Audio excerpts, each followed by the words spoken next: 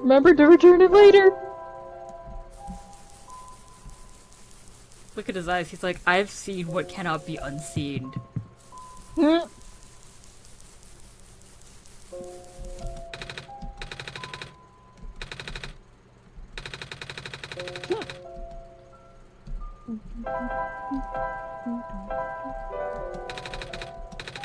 Outlook good. Outlook good, Shady. I will revive Plant Lady! It's from the generator used the research station? Yeah, it was powering all the robots there. I felt bad for taking it. We can always give it back later. Alright. I still need gears for the engine. Please do what you can to find it. We found a music box. It should have gears in it, right? I assume so, but it looks like one of the ones my father made. Your dad makes music boxes too? My dad makes a lot of things. Where did you get it from, by the way? A trader in the village said, yeah, I see. My father was saying that he used to trade with some people here. Yeah, he always did like traveling the world despite, well, sorry for starting to ramble. The gears are compatible with the engine. Although it pains me to have to take it apart. Oh, I'm sorry. It's fine. Looks like the flying machine has a chance after all. I have to assemble the pieces now, but that might take a while. Do you mind keeping me company? How's it going? Slow. The connectors in the battery were not designed for this type of engine, so I have to shift them things around of these ports. And there's this bolt that keeps getting stuck, and don't worry, I'm making decent progress. We should be able to make it to the city by tonight. If you say so. What will happen once we get there? We need to bring Proto back first. And then we need to find one more person. You may have already met her, actually. Do you remember her from the last time you were in this world? What does she look like? It's gonna sound strange, but she's a fox. Oh, I do remember talking to a fox like that at one point. You've met Rue? The memories are still blurry, though. I see. It's just hard, you know? Proto told me to think of the world like a dream, but then I get so caught up with it. And I just kind of forget. I forget that everything here is supposed to be not real. And then I remember. And then I just get really sad.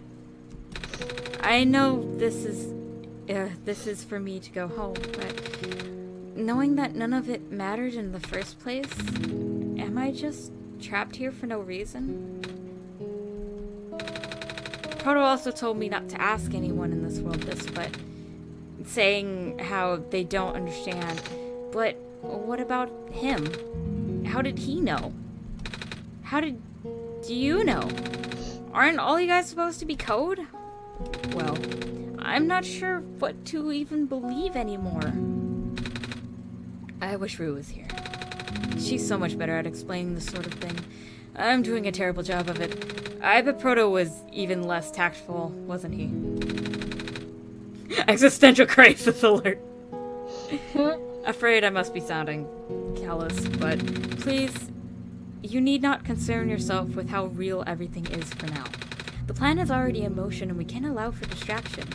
Father is putting everything into one last run of the world. The last time for him to fix everything. Your father is involved in the machine world? You could say that. The acceleration of score particle anomalies was not accounted for at all, though. Doki Doki Light Bulb Club! Oh my god. The patch was only built to accommodate the normal rate they appear, but they're accumulating at frightening speeds now. Proto even lost his body. Thankfully, he gave you this disc just in time. So, what happened to him anyways? What happened to anyone who gets caught in the squares? I only know it's bad. Well, you know how the simulation works, right? How everything is code? Specifically, everything is generated from pre-existing code. The squares can damage that code. Most of the time, irreversible damage.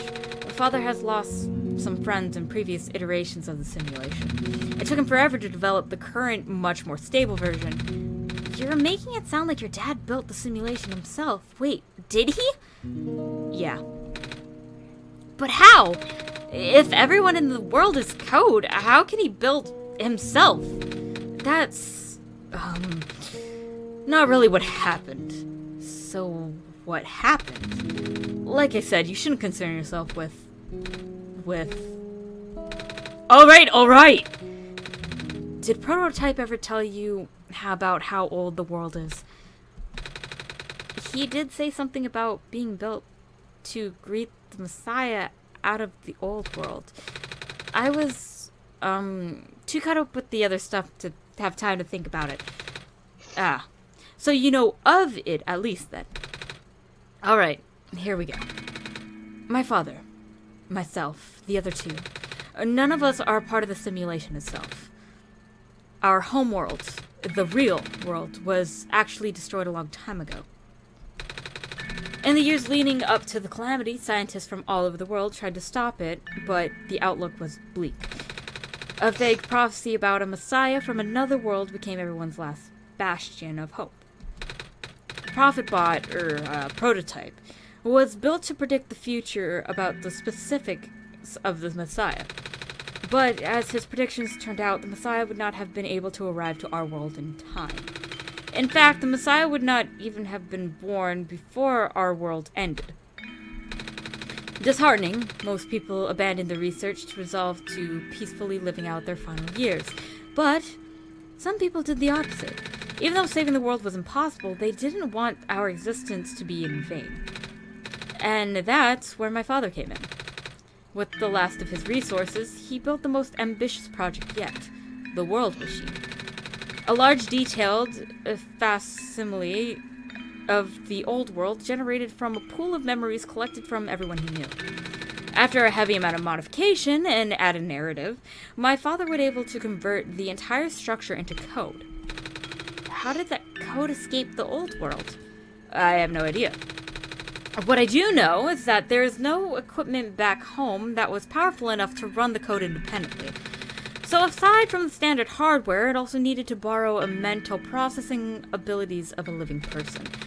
Father used himself for that during the initial testing phase. Like I said, it took many iterations for him to make the experience stable enough. But as you can see, even that's breaking down. Father caught on to the issue in the last minute, but he did not have enough time to fix it. After the world ended, the code kind of ended up floating in a void indifferently, waiting for a willing operator to install it onto their own hardware. Shady? Yeah. The operator, Shady, would then generate the universe using code, becoming God in the process. So, Shady was the living person you needed to borrow? No. That would be you. But why me? I should have asked the question a long time ago, shouldn't I? I do not know. We really need to get going. It's fixed. We can leave in the next 5 minutes if you're ready. Alright.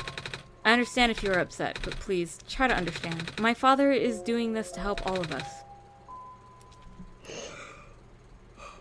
And that includes you too, Nico. The fact that you can't even go back home. I'm sure it upsets him greatly. The world means a lot to him, you know? So, how does flying work? Oh, wait. Don't these machines already exist in your world? You should already know what to expect. Not really. I've only heard about them. They're usually a lot bigger than this one anyways. Well, a word of precaution before we take into the air. Please try not to panic.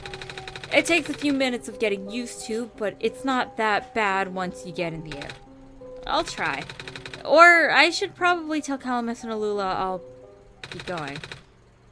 You mean those two running over here now? Nico! Bad news! The boat's gone! What? It's just squares! It looks like they're headed in this direction. That's fast. Calamus, right? Yeah? How bad is it? Doesn't seem to be in immediate danger. then it is priority that I take you to the city first, Nico. But what about them? I could take a detour later and drop you guys off in the city too if you want. The city is better equipped to handle the squares. You'll be much safer there. You're taking us to the city? If you wish. Oh, yeah!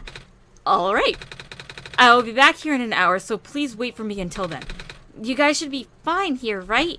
Mm-hmm. The squares are still moving pretty slowly for now. Alright then. I guess we'll run into each other again soon.